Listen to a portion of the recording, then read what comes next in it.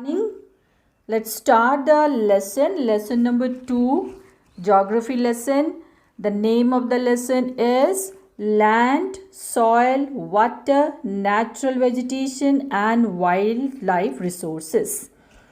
Now in this lesson we are going to learn so many resources. Look at here. Land resources, soil resources, water resources, natural vegetation and wildlife resources. Okay, now you must keep your textbook open and look at the textbook. Now in the beginning there is one paragraph is given, conversation between Mamba and Peter, that you will read yourself. Okay, I will start the lesson from land. So first resource which we are going to learn in this lesson is land resource. Now look at the line. Land resource. Land is among the most important natural resources. Now we have so many resources in the environment, or we have so many resources on our earth. But the most important resource what we have is the land. Why it is so important? Because everything, all activities, whether life of human beings, whether agriculture, industries, wildlife or plantation, everything is there on the land. So it is very important resource. So please do keep in mind, out of all the resources which we are going to learn, the land is very important resource. It covers only about 30% of the total area of the earth's surface, and all parts of the small percentage are not habitable. Okay, now listen here. Out of the total area of the earth, now how much area is present, or how much area is occupied by land? It is only 30%. That means 70% is water and only 30% is land. That's why land is very important. Now we have only 30%, and out of that 30%, only a small percentage of it is where the people live. Okay, have you understood the meaning? That means out of 29, that's actually 30% is given. Actually it is 29% land and 71% is water. They have taken the round figure, 30% land and 70% water. And out of that 30%, only in a small area or small percentage of the land where people live.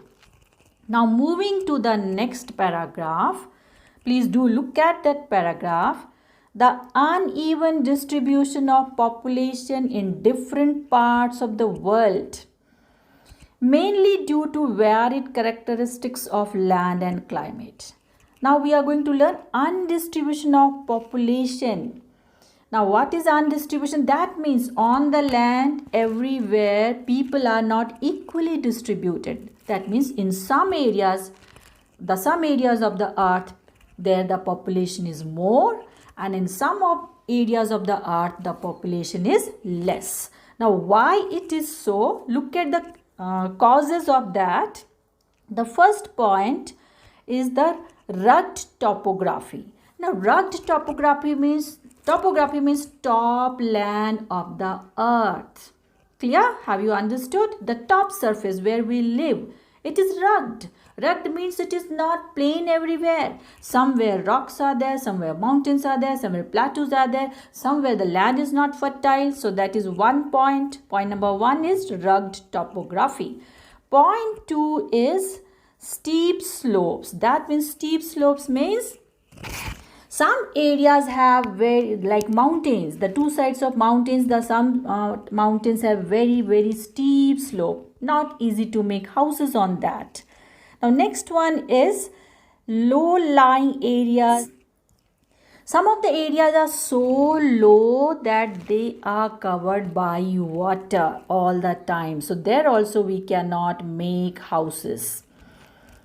Now moving to the next. Now next is given waterlogged area we have studied. Now next point is desert areas. You know that in the deserts population is always less. Next one is thick forested areas. In the thick jungles also people don't want to live, so the population is always less there. Now are normally sparsely populated or uninhabited. Now we got these areas. Now what are these areas? Now again I repeat it. The first one is rugged topography, steep slopes of mountains and low-lying areas susceptible to water. Then you have taken deserts, thick forest. Such areas the population is less. Now look at where the population is more. The population is high, like plains, river valleys offer suitable land for agriculture. Hence these are the densely populated areas. Okay. Now look at the land use paragraph in your textbook and listen to me. Now, land is used for different purposes such as agriculture, forestry, mining, building houses, roads and setting up of industries. Now look at here. For what purpose we are using land? The land is used for many purposes. First one is given here, agriculture. Second one, forestry. Third one, mining. Fourth one, building houses. Fifth one, roads. And sixth one is given, setting up of industries. So we use the land for many different purposes. Now go to the next line. This is commonly termed as land use. Now what is land use? It is given here, the definition. Now we need to know the definition. What is the definition of land use? Land is used for different purposes such as agriculture, forestry, mining, building houses, roads, setting up industries. All these different uses, when we use the land, this is known as land use. I hope you have understood. Can you list out the different ways in which Mambas and Peter's family use their land? The story in the beginning, what is given, no? That story you have to read, then you will find how these two friends, Mamba and Peter, their family is using the land. Now moving to the next paragraph, that is, the use of land is determined by physical factors such as topography, soil, climate, minerals and availability of water. Now, the land is used, but the use of the land depends on two things. One is given physical factors. Another one is given human factors. We will take it one by one. Now first we are taking physical factors. Under physical factors, first one is given topography. Do remember the meaning of topography. Topography means top layer of the earth where we live, and you know top layer is not same everywhere. Somewhere you find mountains, somewhere you find plains, somewhere you find deserts, somewhere you find valleys, somewhere plateaus. That is topography. Now the second point is given soil. You know that soil, some places good, some places not good. Somewhere sandy soil can't be used for agriculture. Somewhere very fertile can be used. Now moving to climate also. Somewhere very cold. Land is covered by snow. Nobody wants to live over there. Some places climate is good. So people prefer to live in good climate areas. Now minerals. Some places are having good storage of minerals, so people will live over there and the people will do mining over there. Now availability of water is also very important, that some places water is available. Now places like desert we don't find water. Now let us take the human factors. Now what are the human factors are there? Population and technology are also important determinants of land pattern. That means use of land depends on two factors. First one, physical factor. Second one, human factor. Now all these you have to keep in mind. Physical factor, I repeat, topography, soil, climate, minerals, water of availability of water. Then we are taking human factors. Under human factors, two things are given: population density, varies from place to place, and technology.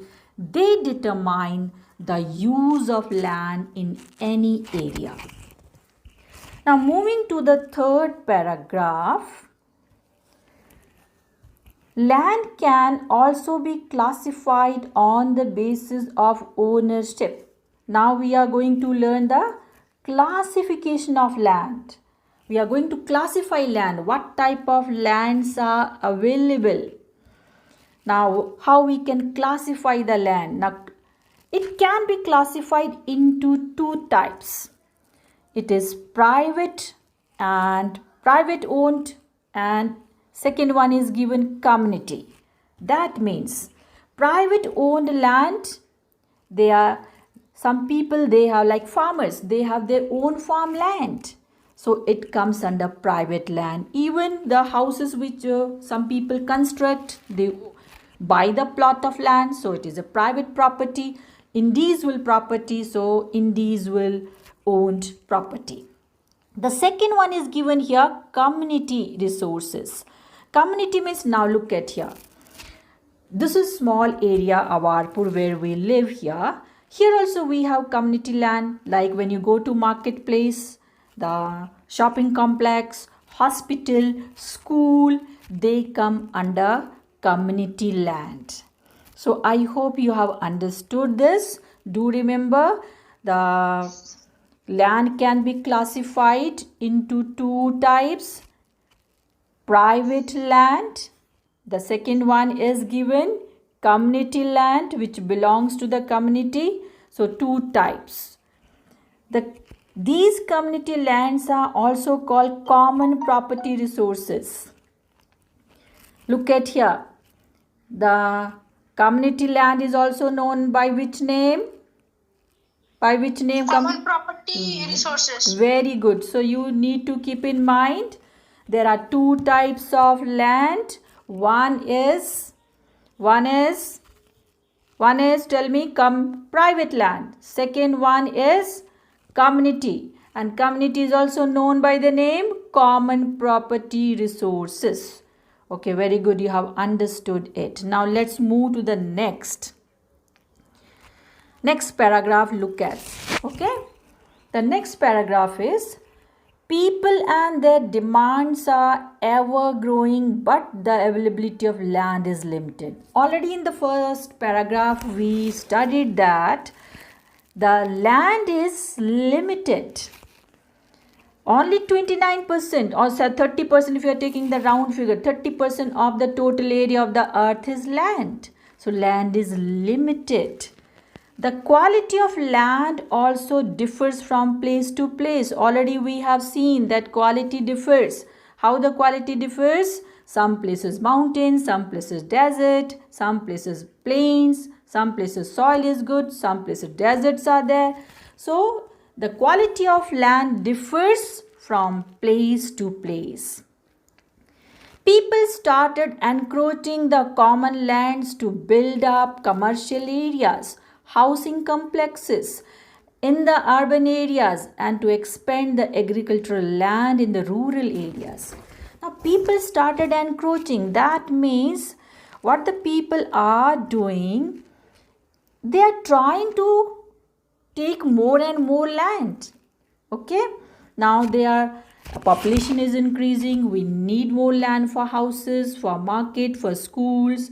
Even when we have more population, we need to have more area under agriculture. So in the rural area, farmers are encroaching the land to bring the more land under agriculture. Now go to the next. Today, the vast changes in the land use pattern also reflect the cultural changes in our society. Now, whatever changes we see, in the olden times you must have seen this area where we live, maybe this area was used for agriculture, but after that they have made this cement plant over here, a small township here. So slowly the land use pattern in the society, it is changing. Now move to the next, land degradation. First you should know what is the meaning of degradation. Anybody can tell what is the meaning of land degradation? What is land degradation? That means the meaning of the term you should understand, degrade. The land is getting degraded. The quality of the land is becoming less and less and less. It is becoming infertile. Okay.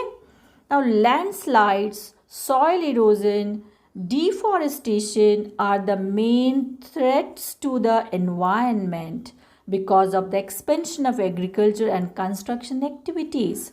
So land is getting degraded or not able to maintain the good quality of the land. It is because of there is land degradation, landslides, soil erosion takes place, desertification is taking place. So these are the threats for the land. That's why the land is becoming degraded, not the same what we had in the olden times.